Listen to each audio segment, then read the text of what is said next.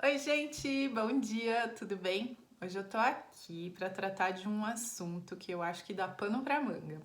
Eu acho que em todas as esferas, não só nessa esfera do autoconhecimento, da espiritualidade, eu acho que tem dois assuntos assim que trazem muito material para a gente investigar, para a gente olhar muito a fundo, para a gente olhar para cada pensamento, para cada crença, que é a questão da sexualidade e do dinheiro.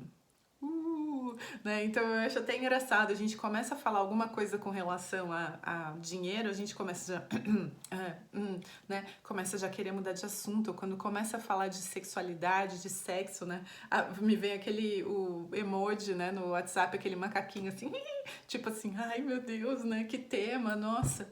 Eu acho que é uma coisa assim, nesses lugares que a gente evita, né, de visitar, esses lugares da nossa mente que a gente evita de olhar, é lá que se esconde, assim, que se escondem, né, as nossas crenças, enfim. Eu acho que tudo isso, assim, é muito legal a gente olhar do aspecto, né? Eu gostei muito uma vez que eu assisti um filme comentado do John Mark Stroud, onde ele disse que um, ele queria olhar para a sexualidade dele e o pedido que ele fez, na oração que ele fez, naquele momento era assim, ele pediu para que fosse mostrado para ele de que maneira a relação que ele tinha com a própria sexualidade estava afastando ele de Deus.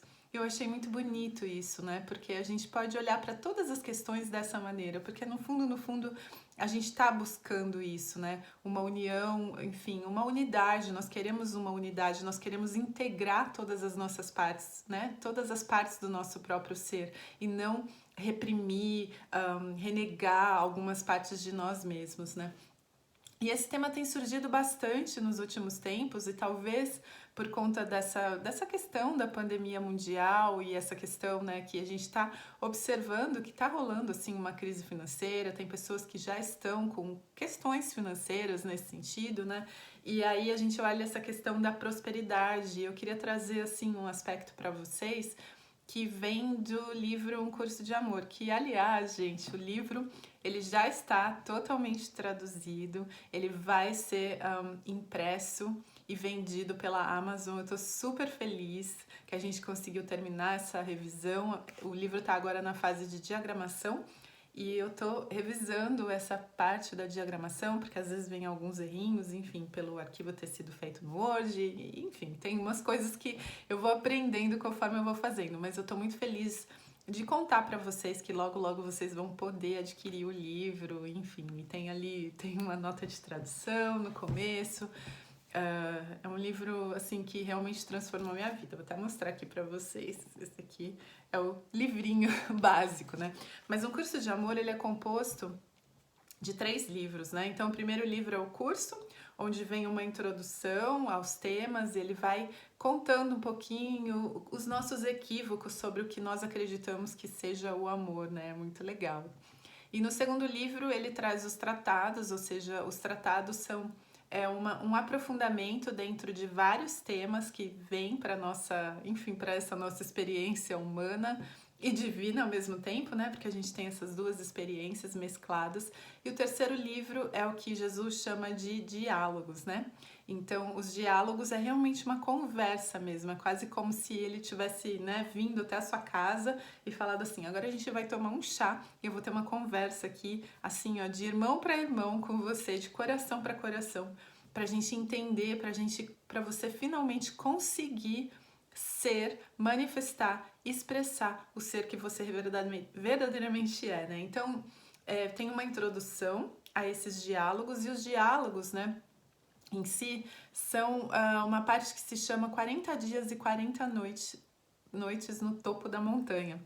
Então, Jesus faz esse convite e com isso, assim, não importa muito se você acredita ou não em Jesus, enfim, como que é essa imagem, né? Eu lembro que para mim era uma imagem, tinha muita resistência, inclusive eu posso olhar até na minha própria mente, talvez eu ainda tenha até um pouco de resistência de falar de Jesus, né?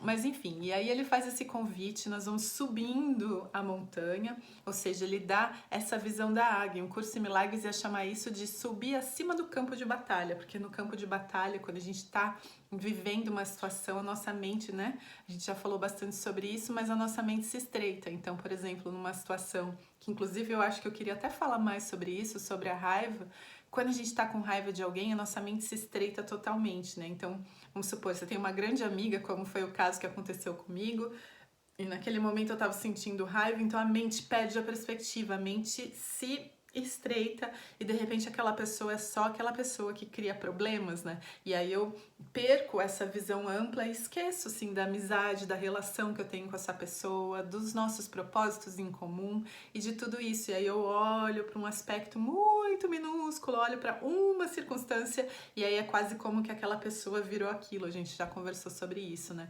Então, metaforicamente falando, a gente sobe no topo da montanha para que a gente tenha essa visão de topo de montanha mesmo, para que a gente possa olhar para os nossos aspectos da nossa vida de uma visão mais ampla, né? De uma visão mais elevada. E aí, o primeiro dia do nosso diálogo, Jesus fala: aceite a mim. E aí é muito interessante, eu convido vocês a fazerem mesmo essa trilha com Jesus até o topo da montanha. E o segundo dia, aceita teu ser, né? E a gente vai entender, enfim, lendo o livro. Mas o terceiro dia, ele fala, aceita a abundância. Ele fala assim, eu quero tocar num assunto que eu chamo de abundância, mas que você talvez chame de dinheiro. E aí você fala, meu Deus, um livro espiritual e ele está falando sobre dinheiro, né? E aí ele nos guia e fala que nós temos 5 meio que etapas com relação a essa questão do dinheiro. E a primeira delas é a negação. Então, a primeira delas é isso, né? A gente talvez fale assim, não, assim, dinheiro para mim não é problema, assim, sabe? Eu não ligo para dinheiro, nossa, para mim eu... Enfim, a gente fala, a gente nega, ou talvez, assim, nega que tem problemas, questões financeiras, ou a gente, enfim, o primeiro estágio é o estágio de negação, né? E a gente vai até negar que o dinheiro é uma questão para nós. A gente fala, não, eu me relaciono super bem com isso. O segundo estágio, né, que ele fala é a raiva. Porque o dinheiro traz muita raiva, porque a gente acha que tem umas pessoas que têm mais, outras pessoas que têm menos, enfim, ele traz várias situações, é muito legal. E aí a terceira fase, ele fala que é uma fase de barganha, que a gente vai tentar barganhar as coisas até com Deus, né? Para que a gente acha que a gente precisa fazer certas coisas e que o dinheiro, que a abundância, que tudo isso vem só através de um esforço muito grande, que tem coisas que eu preciso fazer. Eu preciso trabalhar no emprego que eu não gosto. Tem várias coisas que eu acredito que eu preciso fazer. Eu acho que é muito legal a gente fazer esse exame na nossa mente, né? E aí, num quarto ponto, ele fala que é uma fase assim meio que de tristeza profunda, depressão, um desespero. A gente quase que fala assim, meu Deus, eu não sei mesmo me relacionar com essa questão de abundância do dinheiro, né? E aí é isso que é a boa notícia, né? Porque aí a quinta fase é a fase de aceitação. E a aceitação não é aceitação, porque a gente acha que a aceitação é aceitar as circunstâncias. E não é isso. É uma aceitação da maneira como eu me sinto e uma aceitação para que eu realmente possa aceitar essa abundância de alguma maneira, né?